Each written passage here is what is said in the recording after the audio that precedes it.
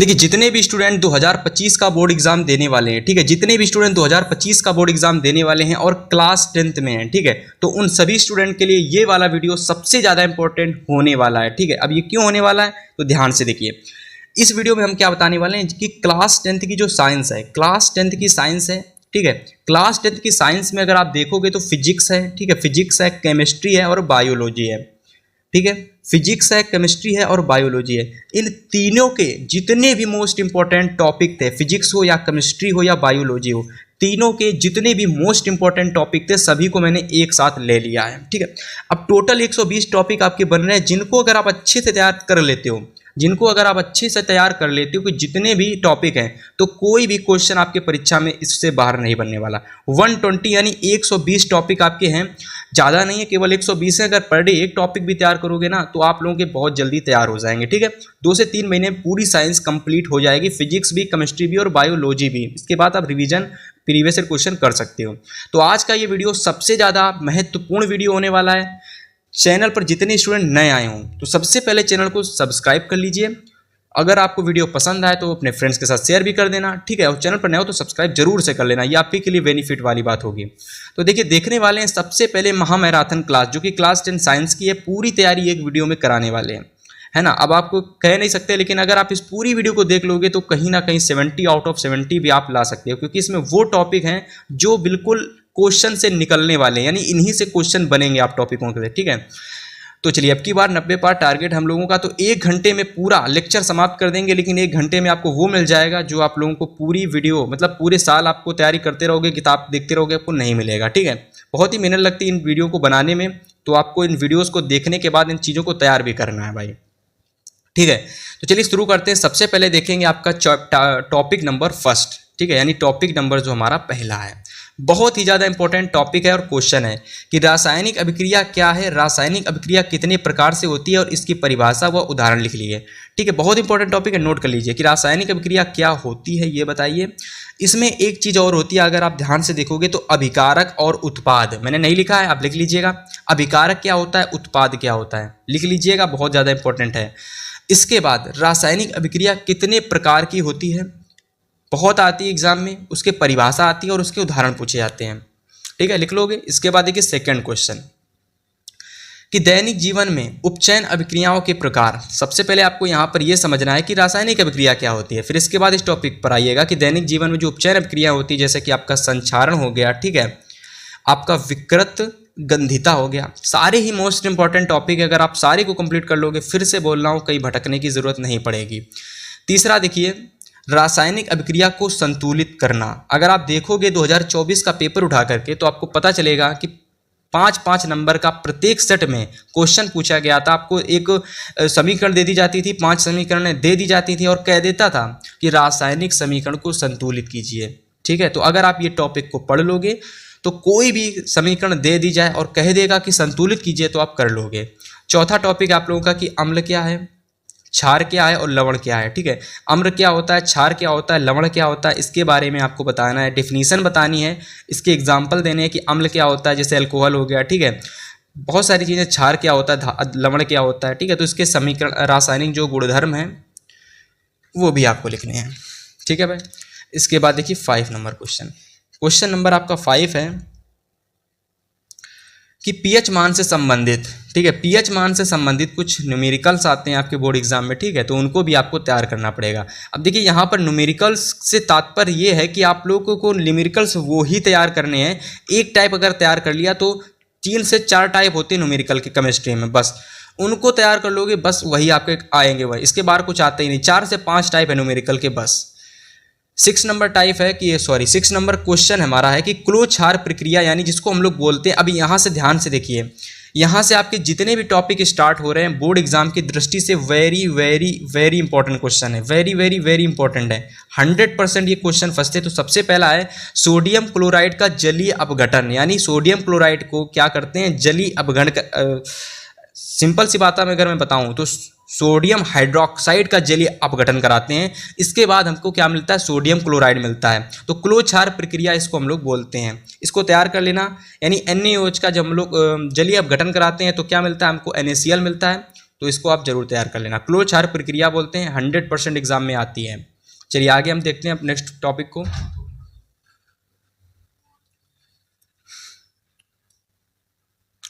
Topic number हमारा 7 है, देखिए ध्यान से एकदम, कि धावन सोडा की प्रयोगशाला विधि, बहुत ही ज़्यादा इंपॉर्टेंट टॉपिक, कि धावन सोडा की प्रयोगशाला विधि, इसके भौतिक एवं रासायनिक गुणधर्म 101%। ये टॉपिक आपको 2025 के बोर्ड एग्जाम में रखा हुआ है, केवल आपको तैयार करना है कि धावन सोडा की प्रयोगशाला विधि आपको बतानी है, भौतिक एवं रासायनिक गुणधर्म इसके बताने हैं। टॉपिक नंबर 8 आप लोगों का है कि खाने का सोडा बनाने की विधि, सेम उसी पैटर्न पर, जिस तरीके से धावन सोडा होता है उसी तरीके से खाने का सोडा है, कि खाने का सोडा बनाने की विधि और इसके गुणधर्म और इसकी रासायनिक गुण आपको बताने हैं। इसको भी तैयार कर लीजिए, ये भी आपका VIMP क्वेश्चन है, ठीक है।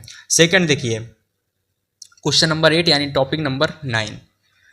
तो 9 नंबर टॉपिक है विरंजक चूर्ण की निर्माण विधि, सामान्य गुण व इसके उपयोग बताइए, ठीक है। वेरी इंपॉर्टेंट, इसको भी आप लोग वेरी इंपॉर्टेंट लगा लीजिए।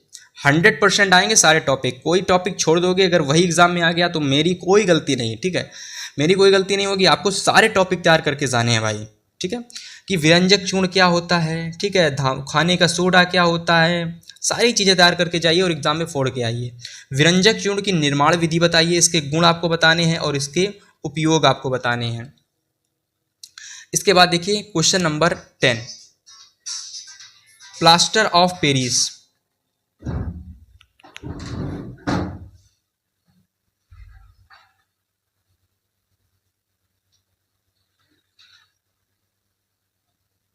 कि प्लास्टर ऑफ पेरिस बनाने की विधि आपको बतानी है, ठीक है। इसके भौतिक गुण व रासायनिक गुण आपको बताने, बहुत ही ज़्यादा इंपॉर्टेंट क्वेश्चन है। बोर्ड एग्जाम की दृष्टि से प्लास्टर ऑफ पेरिस अगर ना एग्जाम में तो क्या ही बात बन जाती। तो VIMP इसको वेरी वेरी इंपॉर्टेंट लगा लो मेरे भाई, बहुत ही ज़्यादा एग्जाम में आता है।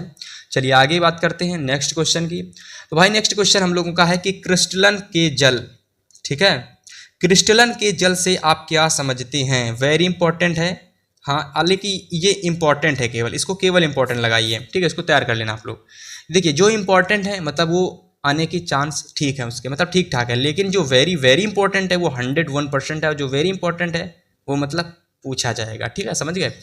11 नंबर टॉपिक है, इसको लगाइए आप इंपॉर्टेंट, इसको इंपॉर्टेंट लगा लीजिए कि धातु एवं अधातु क्या है, धातु क्या है और अधातु क्या है। अब देखिए धातु अधातु से मतलब ये है, अगर आप इसी को नहीं लोगे, मेन बेसिक चीज नहीं पढ़ोगे धातु अधातु क्या है, तो जो इस चीज़ों से बड़े बड़े क्वेश्चन बनते हैं वो भी आपको समझ में नहीं आएंगे।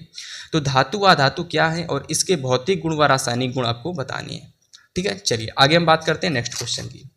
चलिए क्वेश्चन नंबर 12 देखिए, 12 नंबर क्वेश्चन जो कि हमारा बहुत ही ज़्यादा इंपॉर्टेंट टॉपिक है, एक्वा रेजिया से आप क्या समझते हो, इसको भी आप इंपॉर्टेंट लगा लेंगे।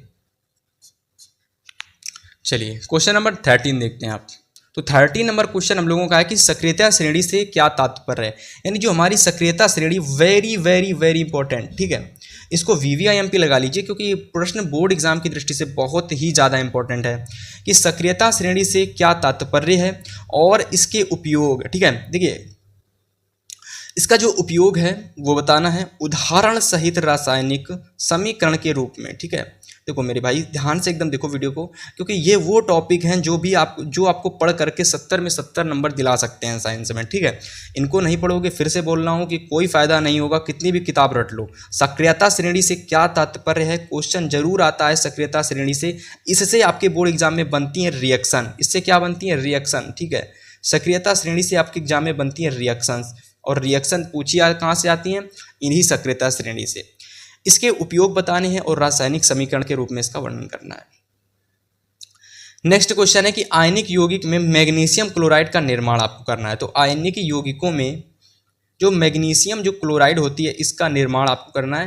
ये क्वेश्चन इंपॉर्टेंट है बोर्ड एग्जाम की दृष्टि से, इसको टिक लगा लो।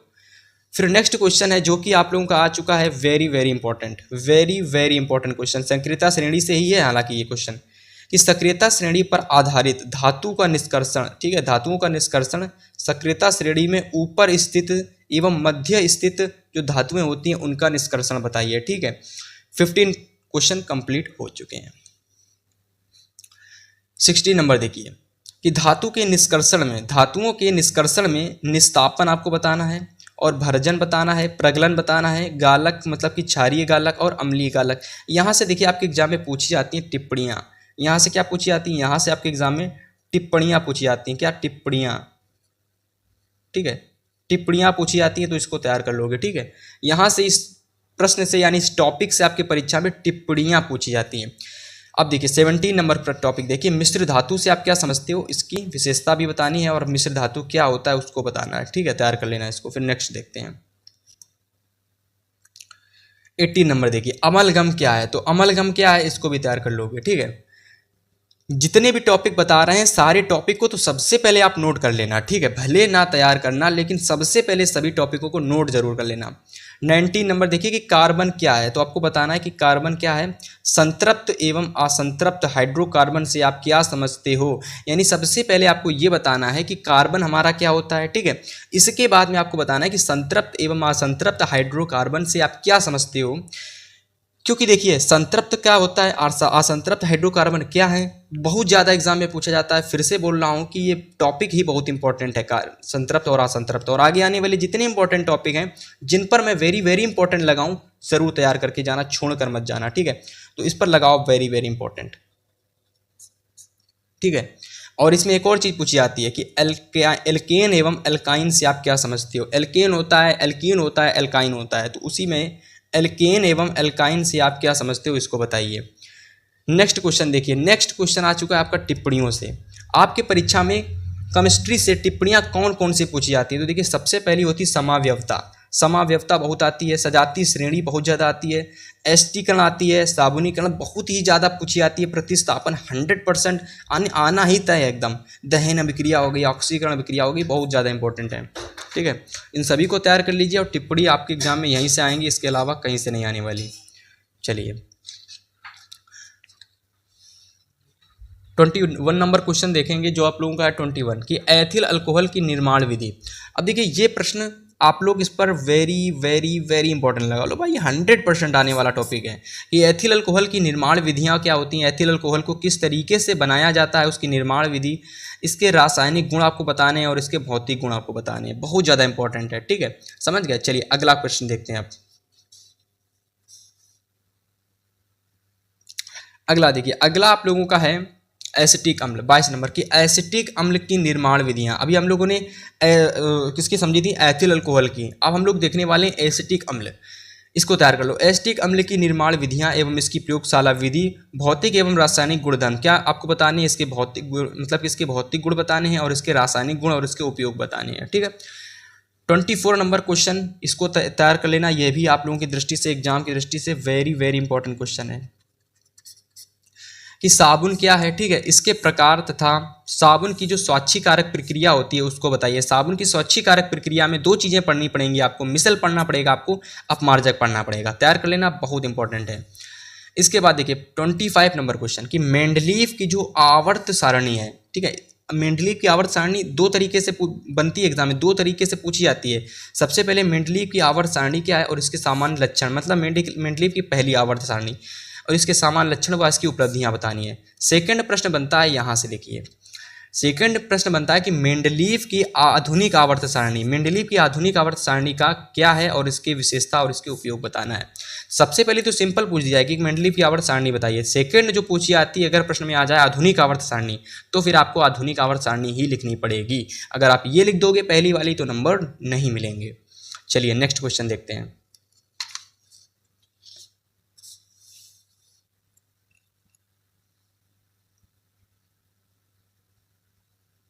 अगला देखिए, अगला टॉपिक है 27 नंबर की संयोजकता एवं परमाणु त्रिज्या से आप क्या समझते हो और इसके बीच में अंतर बताइए। ठीक है, इसके बाद 28 नंबर निरूपक तत्व व विकर्ण संबंधी तत्व क्या है। ठीक है, इसको बताइए।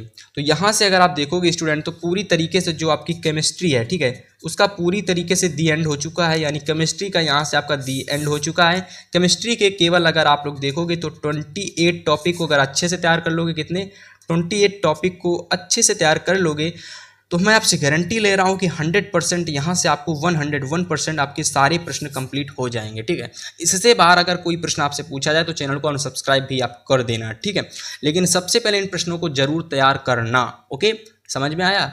चलिए भाई अगले देखने वाले हैं, नेक्स्ट जो हमारा सब्जेक्ट है फिजिक्स। ठीक है, उसके इंपॉर्टेंट टॉपिक को देखते हैं।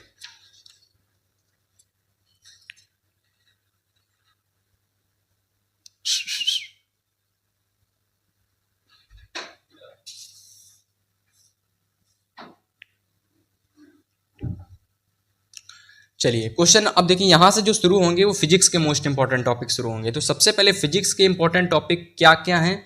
सॉरी, यहाँ पर देखिए फिजिक्स के तो है नहीं, ये केमिस्ट्री के, सॉरी बायोलॉजी के इंपॉर्टेंट टॉपिक हैं, ठीक है। तो यहाँ से आपको जितने भी देखने को मिलेंगे वो बायोलॉजी के इंपॉर्टेंट टॉपिक हैं। बायोलॉजी, गलती से मिस्टेक हो जाती है सभी से, ठीक है, लिखने में। तो बायोलॉजी के जितने भी most important topic wise question है सभी को तैयार कर लीजिए भाई। 100% गारंटी है कि आपको 90 में 70 आउट ऑफ 70 में दिला कर रहूँगा, इतने को तैयार कर लीजिए। पोषण क्या है, पोषण की विशेषता, पोषण की आवश्यकता क्यों पड़ती है, पोषण के प्रकार और इसका सचित्र वर्णन, मतलब पूरा पढ़ लीजिए पोषण, ठीक है, मैंने पढ़ा रखा है ऑलरेडी। 30 नंबर क्वेश्चन है कि पाचन से आप क्या समझते हैं बताइए। मनुष्य की आहार नाल में पाचन तंत्र का आपको वर्णन करना है। मोस्ट इंपॉर्टेंट टॉपिक है पाचन, मोस्ट इंपॉर्टेंट टॉपिक है आपका पोषण, जरूर तैयार करके जाना इनको। इसके बाद देखिए श्वसन, बहुत ही इंपॉर्टेंट टॉपिक है। श्वसन से आप क्या समझते हैं, परिभाषा एवं श्वसन के प्रकार बताइए, 100% एग्जाम में आएगा। नेक्स्ट देखिए कि श्वासोच्छ्वास एवं श्वसन में अंतर, श्वासोच्छ्वास एवं श्वसन में क्या पूछा जाता है, अंतर पूछा जाता है, जो कि एग्जाम में बहुत आता है। और साथ में ये भी पढ़ना है कि इससे आप क्या समझते हो, यानी कि परिभाषा वगैरह भी इसकी तैयार कर लीजिएगा। चलिए क्वेश्चन नंबर 33 कि परिवहन, वहन और संवहन, ठीक है, परिवहन क्या होता है, वहन क्या होता है और संवहन क्या होता है, इसकी परिभाषा और इसके प्रकारों के बारे में आपको पढ़ना है। एग्जाम की दृष्टि से जो प्रश्न इंपॉर्टेंट है केवल उन प्रश्नों पर फोकस करिए, ठीक है, जो इंपॉर्टेंट है। जैसे कि आपका ये हो गया, श्वसन हो गया, पाचन हो गया, पोषण हो गया, 100% एग्जाम में आते, कोई रोक ही नहीं सकता है। अब जैसे कि ये हो गया आप लोगों का परिवहन हो गया, वहन हो गया, संवहन हो गया, 100% एग्जाम में आता। क्योंकि देखिए आपके परीक्षा में क्या होता है एग्जाम में, ठीक है, ध्यान से देखिए एकदम वीडियो को। आपके परीक्षा में क्या होता है कि भैया 7 सेट बनते हैं, टोटल 7 सेट बनते हैं, और 7 सेट में आप सभी को पता है कि अलग अलग टाइप से क्वेश्चन रखे जाते हैं, ठीक है, अलग अलग टाइप से क्वेश्चन रखे जाते हैं। तो ये मत देखिए कि 120 टॉपिक हैं तो 120 टॉपिक से अगर मैं 60 पढ़ लूँगा तो मेरे पेपर में आ जाएंगे। 7 सेट बनते हैं और 7 सेट में लॉन्ग कम से कम 3-3 अथवा करके आते हैं, तो आपको सारे तैयार करने हैं, ठीक है मेरे भाई। अगर आप सारे तैयार कर लोगे तो उम्मीद है आप बोर्ड एग्जाम में 90 नहीं 70 आउट ऑफ 70 लाओगे मार्क्स, ठीक है। चलिए अगला प्रश्न देखिए 34 नंबर टॉपिक, धमनी क्या है और सिरा क्या है। धमनी क्या है, सिरा क्या है, इसके बीच में आपसे एग्जाम में अंतर पूछ दिया जाता है, बहुत ही ज़्यादा इंपॉर्टेंट। मनुष्य में रुधिर परिसंचरण तंत्र, मनुष्य में रुधिर परिसंचरण तंत्र से आप क्या समझते हो, ठीक है, आप क्या समझते हो इसके बारे में बताइए। आगे देखिए मानव हृदय, मानव हृदय के जो व्यवस्थात्मक काट का जो चित्र होता है, यानी आंतरिक संरचना का जो चित्र होता है, ये बोर्ड एग्जाम में 200% आता है, एग्जाम में 100% नहीं 200% आता है, जरूर तैयार कर लीजिए। अगला प्रश्न कि देखिए मानव हृदय की बाहरी संरचना, ये भी इंपॉर्टेंट है, ये भी पूछ लिया जाता है, चित्र सहित इसका वर्णन कीजिए। हालांकि आपको मैंने नहीं बताया इसमें कि इसमें सचित्र वर्णन करना पड़ता है इसकी अंदरूनी संरचना का, ठीक है, हृदय की। 38 नंबर देखिए कि लसिका क्या है, रुधिर एवं लसिका में आपको अंतर बताना है, जो कि बहुत ज़्यादा एग्जाम में पूछा जाता है, ठीक है।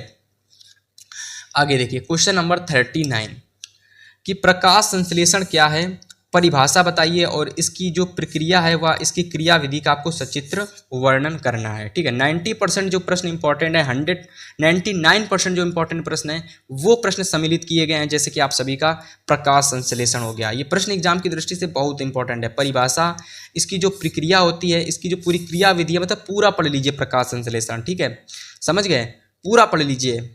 गारंटी है 70 आउट ऑफ 70, कोई आपको रोक ही नहीं सकता लाने से साइंस में। चलिए 40 नंबर देखिए। अब यहाँ से एक चीज़ मैंने देखी कि प्रकाश संश्लेषण में जो और प्रश्न बनते हैं, तो जिसमें सबसे पहला प्रश्न आपसे बनता है कि प्रकाश संश्लेषण के लिए सूर्य के प्रकाश की आवश्यकता क्यों पड़ती है। सेकंड प्रश्न बनता है कि मंड की उपस्थिति के लिए आधी पत्ती वाली मूल का प्रयोग। तीसरा प्रश्न बनता है प्रकाश संश्लेषण से प्रकाश संश्लेषण में ऑक्सीजन की आवश्यकता, यानी ऑक्सीजन कैसे निकलती है, यानी प्रकाश संश्लेषण की जो प्रक्रिया होती है उसमें ऑक्सीजन कैसे निकलती है, ये देखिए, ठीक है। इसके बाद देखिए 49 नंबर क्वेश्चन। तो क्वेश्चन नंबर 49 आप लोगों का है कि प्रकाश संश्लेषण को प्रभावित करने वाले कारक। मैंने आपको बताया प्रकाश संश्लेषण एक बहुत इंपॉर्टेंट टॉपिक है, तो प्रकाश संश्लेषण को प्रभावित करने वाले कारक सबसे पहला आप लोगों का है आप सभी को पढ़ लेना है, मैं आपको बताऊंगा नहीं, ठीक है। 42 नंबर क्वेश्चन आप लोगों का यहाँ पर है कि पादपों में जल का परिवहन। तो पादपों में जल का परिवहन देखिए, सबसे पहला होता है मूल रूपों द्वारा जल का अवशोषण, फिर होता है जड़ में पानी का संवहन, ठीक है। तो ये दोनों ही अच्छे से आपको पढ़ लेने कि पादप यानी जो पेड़ पौधे होते हैं उसमें जल का संवहन किस तरीके से होता है। तो दो तरीके से, मूल रूपों द्वारा जल का अवशोषण और जड़ में पानी का संवहन, दोनों को अच्छे से पढ़ लीजिए, एग्जाम की दृष्टि से बहुत इंपॉर्टेंट है। 43 नंबर देखिए, मूल दाब से आप क्या समझते हो, इसको तैयार कर लीजिए। 44 नंबर कि वाष्पोत्सर्जन से आप क्या समझते हो, ठीक है, कि वाष्पोत्सर्जन से आप क्या समझते हो, 100% पूछा जाने वाला टॉपिक आ चुका है वाष्पोत्सर्जन। तो वाष्पोत्सर्जन से आप क्या समझते हैं, इसकी परिभाषा बताइए, इसके प्रकार बताइए, और वाष्पोत्सर्जन को प्रभावित करने वाले कारक को बताइए, ठीक है, नोट कर लीजिए।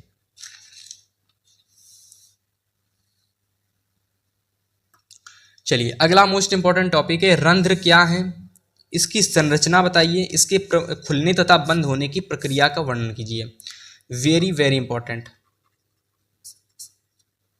अगला उत्सर्जन, वेरी वेरी इंपॉर्टेंट। फिर से उत्सर्जन में पूरा पढ़ लीजिए, उत्सर्जन को मानव उत्सर्जन मतलब सचित्र वर्णन इसका पढ़ लीजिए, काम खत्म। Very very important. नेक्स्ट देखिए 47 कि समन्वयन एवं नियंत्रण क्या है, यानी नियंत्रण और समन्वयन क्या होता है, और जंतुओं में समन्वयन क्या होता है, इसको तैयार कर लेना, वेरी इंपॉर्टेंट है ये भी।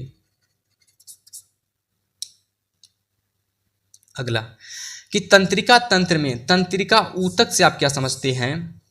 इसके बाद देखिए न्यूरॉन या तंत्रिका कोशिका की संरचना आपको बतानी है, बहुत ही ज़्यादा इंपॉर्टेंट टॉपिक है ये वाला भी। नेक्स्ट देखिए कि तंत्रिका तंत्र में तंत्रिका ऊतक से आप क्या समझते हैं, न्यूरॉन एवं तंत्रिका कोशिका की संरचना आपको बतानी है। पढ़ लीजिए, सारे ही इंपॉर्टेंट टॉपिक हैं जो बोर्ड एग्जाम की दृष्टि से इंपॉर्टेंट हैं, उन टॉपिकों को बताया जा रहा है। तो आप अगर आप तैयार कर लोगे तो 70 में 70 फिर से बोल रहा हूँ, नहीं रोक सकता लाने से कोई। मेरू रज्जु एक ऐसा टॉपिक है जो हर साल बोर्ड एग्जाम में आता था, लेकिन इसको आपके यानी आपके सिलेबस से हटा दिया गया था, लेकिन फिर से जोड़ दिया गया है। तो गारंटी है ये 2025 के किसी ना किसी सेट में जरूर रखा हुआ मिलेगा। मेरू रज्जु से आप क्या समझते हैं, इसकी परिभाषा बताइए और इसके कार्य और इसके चित्र को समझाइए, ठीक है। 50 नंबर यानी 50 टॉपिक कंप्लीट हो चुके हैं। अब हम बात करने वाले हैं आगे आने वाले टॉपिकों की। तो चलिए टॉपिक नंबर 51 हमारा है बायो का कि पादप हार्मोन की परिभाषा बताइए तथा पादप हार्मोन का वर्गीकरण कीजिए, जिसमें आपको बताना क्या क्या है, ऑक्सिन बताना। इसकी देखिए एक एक नंबर की क्या पूछी जाती है, टिप्पणी पूछी जाती है। पादप हार्मोन की परिभाषा, सबसे पहले तो पादप हार्मोन क्या होता है वो बताना है। पादप हार्मोन का वर्गीकरण में ये चीज़ें पूछी जाती है। देखो ऑक्सिन को तैयार कर लोगे, जिब्रेलिन को तैयार कर लोगे, साइटोकाइनिन को तैयार कर लोगे, एब्जिलिक अम्ल को तैयार कर लोगे, पुष्पन हार्मोन को तैयार कर लोगे और एथिलीन को तैयार कर लोगे, ठीक है। समझ में आ गया ये वाला टॉपिक। चलिए 52 नंबर क्वेश्चन देखिए कि ऑक्सिन व जिब्रेलिन क्या है, कि ऑक्सिन क्या है और जिब्रेलिन क्या है। ऑक्सिन व जिब्रेलिन के बीच में अंतर भी आपके एग्जाम में आता तो उसको भी आप तैयार कर लेंगे, उम्मीद है सभी। इसके बाद देखिए 53 नंबर कि साइटोकाइनिन व एथिलीन के बीच में अंतर बताइए। सबसे पहले ये क्या होते हैं वो बताइए, और साइटोकाइनिन व एथिलीन के बीच में अंतर। तो सारे ही प्रश्नों को स्क्रीनशॉट ले लीजिए, नहीं तो साथ साथ में नोट करते हुए चलिए, क्योंकि वो टॉपिक हैं जो एग्जाम में आपको 70 में 70 दिला सकते हैं, ठीक है। चलिए टॉपिक नंबर 54 देखिए, अभी आपका बायो ही चल रहा है कि हार्मोन्स और अंतःस्रावी जो ग्रंथियाँ हैं इसके बीच की परिभाषा बताइए, अंतर नहीं केवल डेफिनीशन आती है। पादपों में अलैंगिक जनन से आप क्या समझते हो, और पादपों में अलैंगिक जनन की विधियों का आपको वर्णन करना है, ठीक है। इंपॉर्टेंट टॉपिक है, तैयार कर लेना, वेरी वेरी इंपॉर्टेंट टॉपिक है, जरूर तैयार कर लेना। आप बताइए, इतना ज़्यादा इंपॉर्टेंट टॉपिक है, वेरी वेरी इंपॉर्टेंट लगा दिया। कायिक जनन से आप क्या समझते हो, ये भी आपका वेरी वेरी इंपॉर्टेंट टॉपिक है, इसको जरूर तैयार करके जाना। कायिक जनन से आप क्या समझते हो, और पादपों में किन किन भागों से कायिक जनन होता है उसको बताना है। नेक्स्ट 57 नंबर देखिए कि लैंगिक जनन, जो लैंगिक जनन से आप क्या समझते हो, और पौधों में लैंगिक जनन कैसे होता है वो बताइए। सभी भागों का विस्तार सहित आपको वर्णन करना है, ठीक है। सारे ही टॉपिक आपको इजीली यूट्यूब पर अवेलेबल मिल जाएंगे। 58 नंबर है कि पुष्पीय पौधों में लैंगिक जनन का सचित्र वर्णन करिए। 100% ये जितने टॉपिक मैंने आपको कराए हैं सभी मोस्ट इंपॉर्टेंट हैं, ठीक है। नोट करते चलिए, फिर आगे हम आपको बताते हैं। 59 नंबर की परागण क्या है, परागण के प्रकार, ठीक है, परागण के प्रकार और स्वपरागण जो आपका होता है स्वपरागण एवं परपरागण, इसके बीच में आपको अंतर बताना है। बीजांड की संरचना आपको सचित्र वर्णन करना है, बीजांड की संरचना बना करके इसका सचित्र वर्णन करना है। 61 नंबर क्वेश्चन है कि निषेचन से आप क्या समझते हैं, परागण एवं निषेचन के बीच में आपको अंतर स्पष्ट करना है, ठीक है। 62 नंबर प्रश्न है कि निषेचन क्या है ये बताना है। सबसे पहले निषेचन क्या है ये बताना है और निषेचन के बाद पुष्प में होने वाले परिवर्तन का आपको सचित्र वर्णन करना है। इसके बाद देखिए 63 नंबर क्वेश्चन, अब यहाँ से भी आपको कुछ टिप्पणी देखने को मिलेंगी जो कि एग्जाम की दृष्टि से सेट में जरूर आएंगी आपके एग्जाम में, ठीक है, आपके 2025 में किसी ना किसी सेट में जरूर आएंगी कि जंतुओं में जनन में सबसे पहले कालिकात्पादन, कालिकोत्पादन द्वारा जनन, पुनरुद्भवन प्रक्रिया, विखंडन द्वारा जनन, बहुत ज़्यादा इंपॉर्टेंट क्वेश्चन है ये, सारे के सारे इंपॉर्टेंट टॉपिक हैं। 64 नंबर देखिए कि जनसंख्या वृद्धि क्या है, जनसंख्या वृद्धि का मानव समाज पर दुष्ट प्रभाव के कारण बताइए और जनसंख्या वृद्धि को रोकने के व्यावहारिक उपाय आपको बताने हैं। 65 नंबर प्रश्न है कि परिवार नियोजन क्या है, परिवार नियोजन की विधियों का आपको विस्तार पूर्वक वर्णन करना है। देखिए ये प्रश्न आपको वेरी इंपॉर्टेंट है, लगाना जरूर, तैयार जरूर करके जाना, अगर आपको एक भी छोड़ दोगे तो हो सकता है वही आपके सेट में आ जाए। तो 120 हैं, ज़्यादा हैं ही नहीं, तो आपको 3-4 महीने लगेंगे पूरी टॉपिकों को कवर करने में। टॉपिक नंबर 66 देखिए, अनुवांशिकता से आप क्या समझते हो, पहला टॉपिक। दूसरा इंपॉर्टेंट टॉपिक है मेंडल कौन थे, मेंडल की सफलता के कारण बताइए और प्रयोग के लिए किस वस्तु का इन्होंने चयन किया था, किस वस्तु का इन्होंने चयन किया था, किस पौधे का इन्होंने चयन किया था, किस पौधे का इन्होंने चयन किया था अपने प्रयोग के लिए, वो आपको बताना है। 68 नंबर देखिए कि मेंडल के मटर के पौधे को ही क्यों चुना, मेंडल ने जो मटर के पौधे को ही क्यों चुना, इसको बारे में आपको बताना है। 69 नंबर देखिए, 69 नंबर आपका टॉपिक है कि एक संकर क्रॉस क्या है, तो एक संकर क्रॉस क्या है वो बताइए, द्विसंकर क्रॉस क्या है वो बताइए, और ये जो चैप्टर आपका है अनुवांशिकता एवं जैव विकास, सबसे ज़्यादा इंपॉर्टेंट टॉपिक है, और सॉरी इंपॉर्टेंट चैप्टर तो बायो के 3 है। सबसे पहला चैप्टर आपका जैव प्रक्रम, इसके बाद अनुवांशिकता एवं जैव विकास, पौधों में अलैंगिक जनन, ये 3 टॉपिक है, चैप्टर है जिससे अच्छे खासे प्रश्न पूछे जाते हैं, जिसमें सबसे पहला चैप्टर जैव प्रक्रम लाइफ प्रोसेस सबसे ज़्यादा इंपॉर्टेंट टॉपिक है, चैप्टर है आपका। 70 नंबर प्रश्न देखिए कि मेंडल के नियमों का सचित्र वर्णन करना है, जिसमें आपको प्रभाविता का नियम, पृथक्करण का नियम और स्वतंत्र अपवहन का नियम, इन तीनों नियमों को अच्छे से पढ़ लीजिए, कोई भी नियम आपके एग्जाम में पूछा जा सकता है। अगला 71 नंबर कि मेंडल के कार्यों में प्रयुक्त शब्दावली जैसे कि प्रभावी, अब देखिए ये टिप्पणी हैं एग्जाम में पूछी जाती हैं तो जरूर इनको तैयार करके जाना टिप्पणियों को, कि प्रभावी व अप्रभावी लक्षण, एलिल व एलिलोमॉर्फ, ठीक है, एलिल या एलिलोमॉर्फ, समयुग्मजी संकर क्या होता है, संकर पूर्वज संकरण क्या होता है, ठीक है, एक संकर संकरण क्या होता है, द्विसंकर संकरण क्या होता है, फिनोटाइप और जीनोटाइप क्या होता है, संकर पूर्वज संकरण क्या होता है, इन सारी टॉपिकों को बहुत अच्छे से आपको तैयार करके जाना है।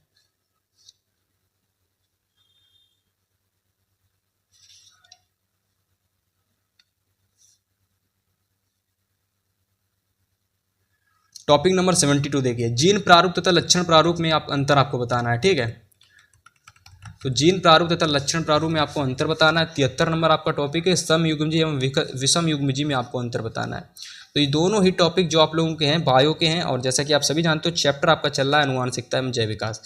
तो जीन प्रारूप क्या होता है, लक्षण प्रारूप क्या होता है, 73 नंबर था समयुग्मजी और विषम युग्मजी, ये सब अंतर वाले प्रश्न है। देखिए अंतर वाले प्रश्न, तो अंतर वाले जो प्रश्न होते हैं एग्जाम की दृष्टि से 4-4 नंबर में जरूर पूछे जाते हैं, और 10 से 20 प्रश्न आपको अंतर वाले तो तैयार करके ही जाने पड़ेंगे। 74 नंबर है गुणसूत्र क्या है, और जंतुओं में पादपों में गुणसूत्रों की कितनी संख्या होती है तो आपको बतानी है। 75 नंबर क्वेश्चन है जीन किसे कहते हैं, जीन की विशेषताएं आपको बतानी है।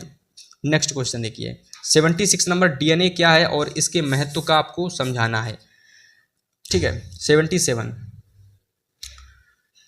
कि अनुवांशिक लिंग निर्धारण की प्रक्रिया क्या है, काय गुणसूत्र क्या है और लिंग गुणसूत्र से आप क्या समझते हो।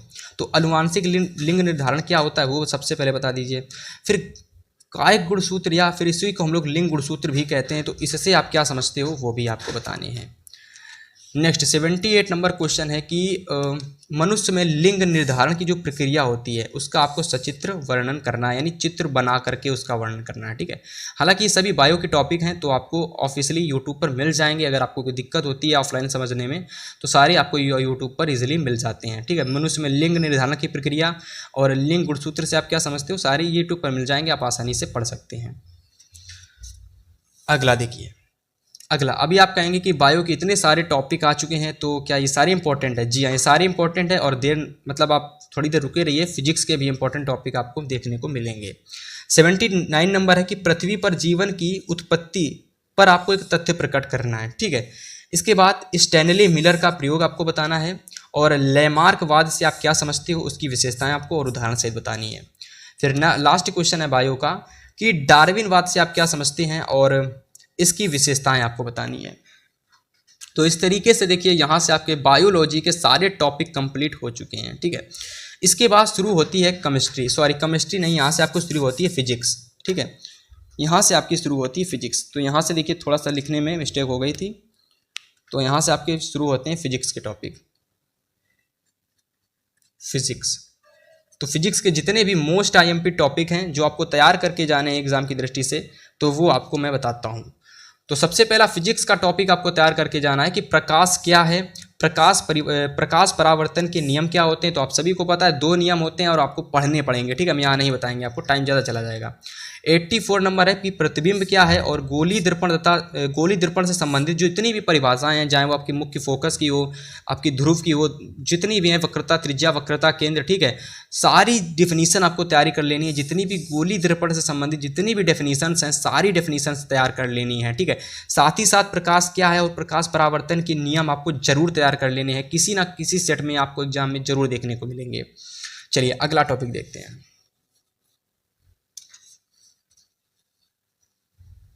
टॉपिक नंबर 85 की गोली दर्पण क्या है, गोली दर्पण से संबंधित परिभाषाएं। अभी हालांकि इस टॉपिक को हम लोग देख चुके हैं। ठीक है, गोली दर्पण से संबंधित तो वही चीज़ है, इस टॉपिक को देख चुके हैं हम लोग, तो आप लोग देख सकते हो। 86 नंबर है कि दर्पण की वक्रता, त्रिज्या तथा फोकस दूरी में संबंध होता है।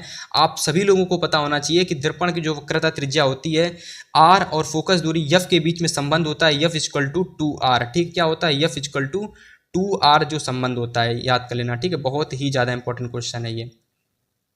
यफ इक्वल टू r/2 ये संबंध होता है, यफ इक्वल टू r/2 दर्पण की वक्रता त्रिज्या आर के बीच में और दर्पण के मुख्य फोकस के बीच में। ठीक है, चलिए 87 नंबर प्रश्न है कि अवतल दर्पण क्या है और अवतल दर्पण द्वारा प्रतिबिंब बनने के 6 केस होते हैं, टोटल 6 केस होते हैं और 6 केस को आपको बहुत अच्छे से पढ़ना है, जिसमें आपको इसके उपयोग भी लिखने पड़ेंगे। ठीक है, 88 नंबर प्रश्न है कि उत्तल दर्पण क्या है और उत्तल दर्पण द्वारा प्रतिबिंब का बनना आपको बताना है और उत्तल दर्पण के भी आपको उपयोग बताना है। उत्तल दर्पण के टोटल आपको 2 केस पढ़ने पड़ेंगे। ठीक है, चलिए अगला प्रश्न है आप लोगों का 89 नंबर की गोली दर्पण के लिए UVF में एक संबंध होता है। दर्पण के लिए एक संबंध होता है जो कि आपका होता है 1/F is equal to 1/V plus 1/U। तो ये आपका संबंध होता है गोली दर्पण के लिए, तो इसको तैयार कर लीजिए। इसके बाद 90 नंबर प्रश्न है आप लोगों का कि रेखीय आवर्धन से आप क्या समझते हो। रेखीय आवर्धन मतलब आप सभी जानते हो, उससे के बारे में आपको अच्छे से समझना है और इससे न्यूमेरिकल आप सभी लोगों के एग्जाम में जरूर पूछा जाता है। रेखीय आवर्धन का मतलब होता है, मैं बता देता हूँ, यम इक्वल टू I/O। यानी कि जो रेखीय आवर्धन होता है ये आप लोगों का होता है जो प्रतिबिंब की लंबाई प्रतिबिंब की लंबाई बटी वस्तु की लंबाई को हम लोग रेखीय आवर्धन कहते हैं। बाकी चीज़ें आप देख सकते हो, न्यूमेरिकल इसके बारे में एग्जाम में पूछे जाते हैं अच्छे खासे, और इससे भी अच्छे खासे न्यूमेरिकल बनते हैं, इस वाले न्यूमेरिकल से और इस वाले न्यूमेरिकल से। ठीक है, चलो फिर आगे के टॉपिक को देखते हैं। तो 91 नंबर हमारा टॉपिक है, 91वें टॉपिक जो कि हमारा फिजिक्स का है कि प्रकाश का अपवर्तन। अब यहाँ से प्रकाश का अपवर्तन शुरू हो चुका है, परावर्तन नहीं। तो प्रकाश का अपवर्तन से आप क्या समझते हैं, प्रकाश के अपवर्तन के जो नियम हैं वो आपको बताने हैं। स्टैनली मिलर कहाँ से लिख दिया। ठीक है, तो प्रकाश के अपवर्तन के नियम आपको बताने हैं। ठीक है, चलिए 92 नंबर टॉपिक है आप लोगों का कि अपवर्तनांक, जो अपवर्तनांक होता है और एवं प्रकाश से आप क्या समझते हो। अपवर्तनांक एवं प्रकाश से आप क्या समझते हो, इसको तैयार कर लीजिए। फिर लॉन्ग टॉपिक में आ जाता है क्रांतिक कोण, बहुत ज़्यादा इंपॉर्टेंट थी। क्रांतिक कोण तथा पूर्ण आंतरिक परावर्तन का सचित्र वर्णन, बहुत ही ज़्यादा इंपॉर्टेंट टॉपिक है। टॉपिक नंबर 101 है कि लेंस क्या है। लेंस द्वारा प्रतिबिंब बनने के नियम आपको पढ़ने पड़ेंगे, तभी जा करके आप उत्तल लेंस और अवतल लेंस से जितने भी केसेस बनेंगे उसको पढ़ सकते हो। तो उत्तल लेंस क्या है, अवतल लेंस क्या है, दोनों द्वारा बनने वाले प्रतिबिंबों को पढ़ना है। अवतल लेंस क्या है और अवतल लेंस द्वारा प्रतिबिंब बनना कैसे होता है वो पढ़ना है। 104 टॉपिक है कि लेंस के लिए जो UVF का जो सूत्र होता है, इसके बीच संबंध होता है, वो आपको यहाँ पर क्या करना है, निरूपण करना है। संबंध आप लोगों को बता देता हूँ, 1/F = 1/V माइनस का 1/U होता है। यहाँ पर माइनस होता है और दर्पण में 1/V प्लस 1/U होता है। ठीक है, बस इतना डिफरेंस होता है। चलिए आगे के जो हमारे टॉपिक हैं रह जाते हैं, जल्दी जल्दी से कंप्लीट कर लेते हैं, क्योंकि 2 से ज़्यादा लंबी वीडियो अब नहीं बची हुई है। ठीक है, थोड़ी वीडियो लंबी बची हुई है, तो आपको ज़्यादा वेट नहीं करना पड़ेगा। 105 टॉपिक है कि रेखीय आवर्धन से आप क्या समझते हैं, कि जो आपका रेखीय आवर्धन होता है, और ये रेखीय आवर्धन आपका दर्पण का नहीं, लेंस का रेखीय आवर्धन है। तो लेंस से जितने न्यूमेरिकल बनेंगे तो उसमें आप लोगों को ये वाला फॉर्मूला अप्लाई करना है, और इसमें आपका जो होता है यम जो होता है वो शायद प्लस में होता है, और दर्पण के लिए शायद मेरे हिसाब से प्लस माइनस में होता है जो रेखीय आवर्धन होता है। मेरे हिसाब से आई थिंक रेखीय आवर्धन जो होता है लेंस के लिए पॉजिटिव